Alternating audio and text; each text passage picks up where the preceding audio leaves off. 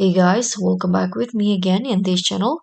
On today's tutorial, I'm going to show you how you can create drop-downs using formulas in Google Sheets. So creating drop-down menus in Google Sheets is a great way to help you ensure data consistency and guide users in selecting predefined options. So you can use data validations combined with formulas to create a dynamic drop-down list based on certain conditions or data range. And this is how you can create drop-down in Google Sheets. First one, if you want to create a basic drop-down list, you can just select the cell where you want to add the drop-down like this. And now you can go to data at the top and choose data validations.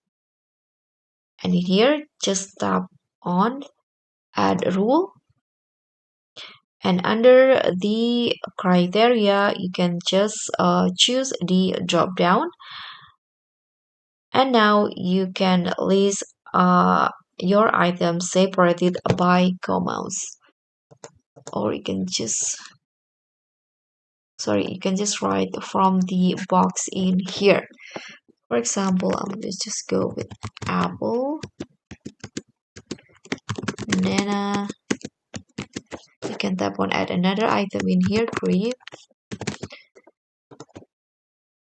orange. Okay, you can just tap on done. And now you can see there is this drop down. So when people click on this, they can easily choose it. And if you want to get a drop down list from a range of cell, you can just do this. Select the cell where you want the drop down.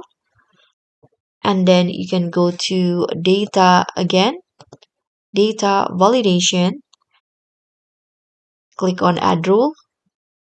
And now under the criteria, you can just select a list of range in here. This one drop down for range. And now you can just enter the range where the list of options is located. This one.